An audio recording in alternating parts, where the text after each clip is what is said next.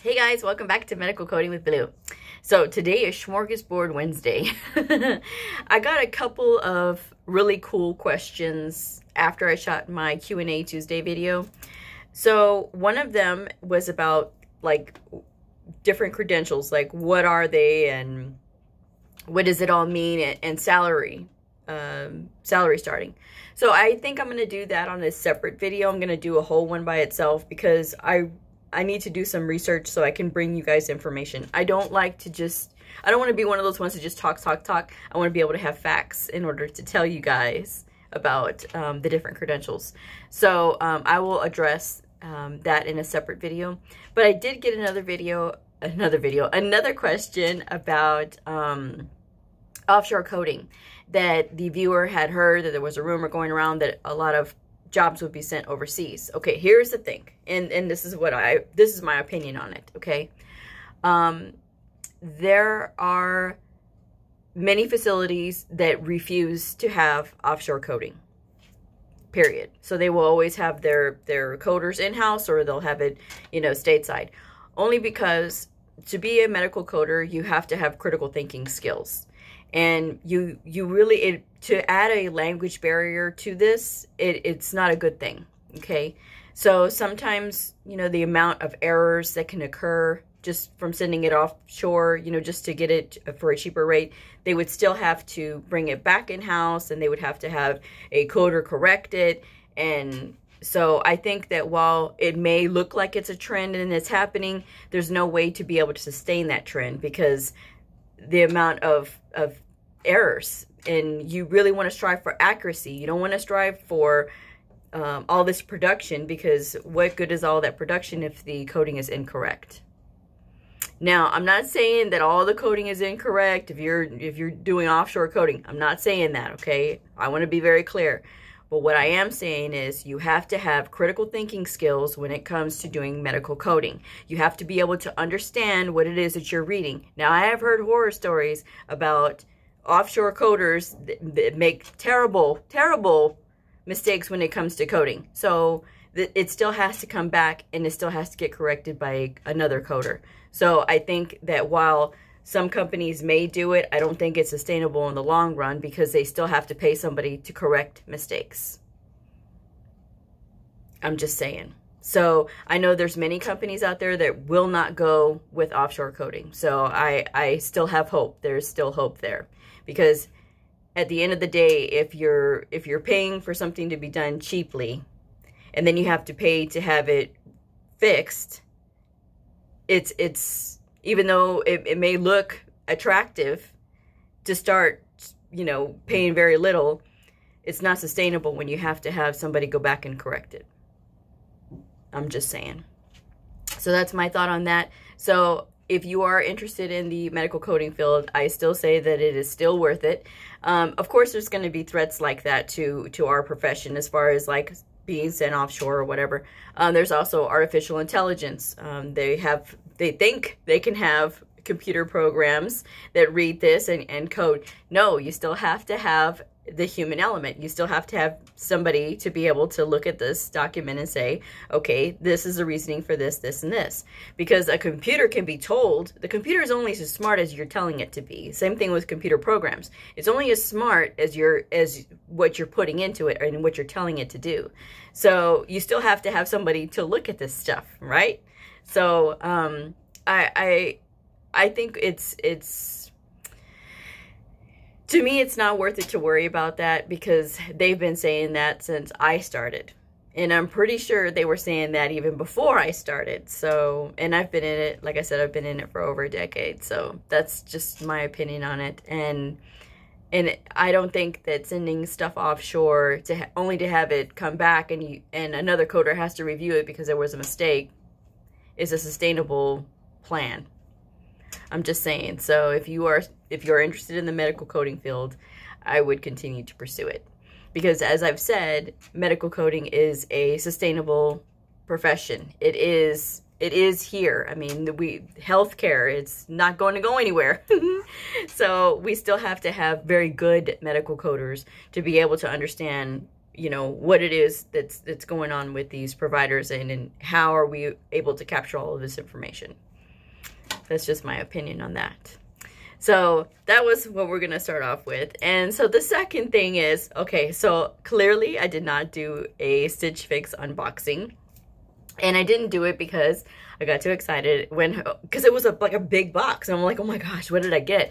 And I was just so busy, and I was like, oh, let me go ahead and open it. So I opened it.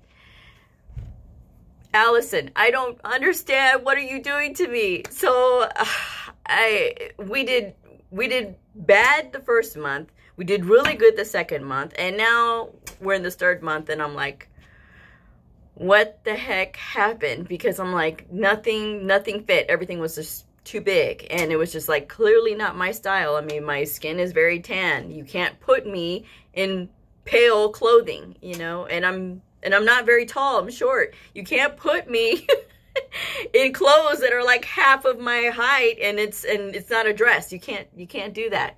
Sorry, can't do that. So most everything is going back. The only thing I am keeping is a pencil skirt, and that's it.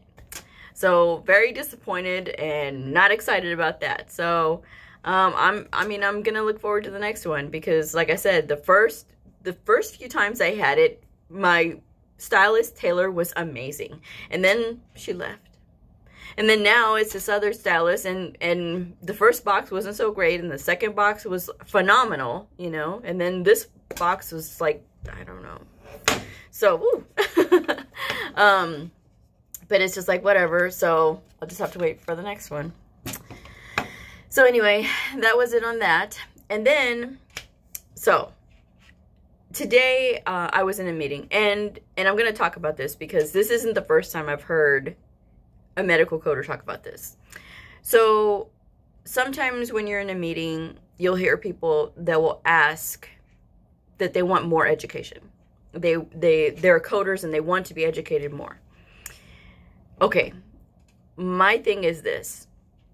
What are you doing as a medical coder to educate yourself? That's the first thing. This isn't about just guidelines. This isn't about just processes. This is about, what are you doing as a medical coder to make yourself better in your craft? Okay, so and I've said this on other videos, and I think this is something that I need to keep saying, because as my audience gets bigger, and thank you guys so much, as my audience gets bigger, I hope that either new people or people who have been in it, I hope this can reach somebody to say, oh, I should be learning more, or I should be trying to do this. So the answers to these things are very simple. I mean, if you want to be a sharper coder, if you want to get better at what you're doing, you have to start with understanding the disease process. Because how can you fully understand what it is that you're reading if you don't understand the disease process? That's number one. Number two, what are you doing to go outside of your comfort zone and try to learn more? When I first started in orthopedics a few moons ago, I had done orthopedics since I started. Pretty much when I was at the cancer center, I still did part of orthopedics because, you know, I mean, there's everything. In the cancer center, you did everything. So, and you saw a lot of different disease processes. So specifically working with orthopedics now, there was things that I did not understand, like ACL tears. I didn't understand, like, when they were doing the surgeries, and what is that like, and what does it look like? So I started watching YouTube videos on surgeries, and I said, oh, you know, I can do that. So I started looking at the videos and watching them, and as they're talking and they're telling you what they're doing and they're describing how they're repairing this, and I'm like, so that's what they do. Because reading something and then seeing it is two different things. And to me, I am a visual person, and I do read, but I am partly visual, where I can learn better if I see it in action. So it's just like, oh, okay. Same thing with the shoulder. The shoulder got really confusing for me, because when I was doing part of the surgery coding at one time here, I was like, oh, okay. So, well, you know, with the AC and the subacromial, I'm getting confused. And slap tears, oh my gosh, slap tears. I had nightmares about slap tears. Oh. So anyway, I started, like I said, I started watching that. I got a book about the shoulder. I did get a mechanics, like body mechanics book, and started reading that. So it was a matter of trying to understand what was happening and what was going on, and the anatomy of the shoulder, the upper arm, the biceps, and you know, it was all of these things. And now I understand it better. So when you go out of your way to understand, it does get easier. Then your eyes start to open, because then when they're talking, it starts making more sense. So, and I did the same thing when I had to do cardiology. Oh my gosh, cardiology. Oh, I had the hardest time with heart caths when I first started, and trying to understand them. And I did have a good teacher, and she as she was trying to explain it to me, at first I was just like, it doesn't make sense. And so she says, well, let me give you a picture. So she actually had a picture, and she starts drawing and telling me what was going on. I was like, oh, now that makes sense. So I actually ended up going to, I think it was like Goodwill. It was a thrift shop, and I got a heart cath book. And so I was like, oh, okay. So I started looking at the pages and stuff, and that was how I was able to fully understand heart caths. Now I've been out of it for a little while, but I'm pretty sure it's like riding a bike. I'll be able to get back into it. But I mean, I haven't, like I said, I haven't done it in a minute, but I did understand it at the time because I went out of my way to try to understand it. So while things may be confusing and sometimes you don't exactly know what questions to ask, I think trying to just broaden your options and your horizons of like where are you getting information from really does help. Reading your coding clinics helps. Those questions, I can't tell you how much they've saved me just by reviewing the questions, and not just sticking with whatever specialties that you're working in, or if you're working a family practice clinic, not just sticking with that, really broadening your horizons to read anything and everything, because eventually things come full circle. And if you're making yourself a well-rounded coder, which by not just concentrating only on your specialty, but looking into other specialties, makes you a well-rounded coder. And when you're well-rounded, you're more valuable, because then you can do anything and you're limitless. To me, I feel limitless because I'm not afraid of anything when it comes to coding. And I've had that question before from my supervisor. She said, if there's anything that you would particularly like, or that you wouldn't like to do, let me know. And I told her, I'm not afraid of anything. You can put me anywhere and I will do anything. Because I like the challenge of being able to say, okay, I haven't done this before, but let me look into it. When I started in the pulmonary clinic, this time last year, when I started in the pulmonary clinic, I hadn't devoted my time to pulmonary. I'd never done pulmonary exclusively. And so then when I got into it, I said, okay, well, let me check out the American Lung Association website and let me see what they got going there. So then I found a link about different lung tests and, lung procedures and everything else that they were doing. So it was like, oh, okay, well, let me read this. Well, it was a good thing I did, because a lot of the stuff that was being reported, I was like, okay, well, this code can be picked up, this code can be picked up, because this is here, this is here, this is here. I'm just saying, you have to be able to be dedicated to constantly learning. And even if you think that, oh yeah, I got my job down and it's real easy, don't settle into that. Don't settle into that. You've got to be willing to study and push yourself and continue to learn, because that's the only way you're going to be able to be fulfilled in this career. And some people don't like to study, but to me, with reward, which is I don't have to have my supervisor right behind me looking at me to see if I'm doing anything. I have a lot of free reign to do what I want to do, which is great. I do have to let her know if I'm going to do something. Obviously, I can't just run off, but I have a lot of flexible creativity to be able to work. And so sometimes some things that I do, I think she probably wishes that I didn't do, but it does help my providers to understand. So sometimes when I was spending a little bit more time, she's like, Blue, you're spending too much time. I was like, I know, but if it helps them, just that little bit more of investment in time with my provider to get them to understand, or for me to understand what it is that they're doing, it does pay off, in which it has. So, you know, sometimes you just have to take creative control. And that's what I like. I like that freedom. You know, if I didn't have that freedom, if I can't be micromanaged. That's another thing too. And that's the beauty about, you know, being in the medical coding field. Either you're going to have your supervisor that's right on you, or you're not, you know, because some leaders can understand when a coder needs to have that flexibility. Who says that? Flexibility to be able to do the things that they need to do in order to either teach a class or to be able to find out what's going on, so that they can make sure that everything is being documented properly. And it all comes from making sure that you're educated. This is why I insist every year on going to convention. Every year. And I don't care what I have to do, whether I have to reschedule things or make time or you know, do this or do that. I make the time. I make sure that I have the funds to go so that I can go and have a good time and be able to learn things. That investment in myself has paid dividends. And every year it gets better and better. So I'm just saying, invest in yourself, invest in time, get sharper on your medical terminology, understand your anatomy and physiology and pathology, understand the disease process. That's what's going to help you become a better coder.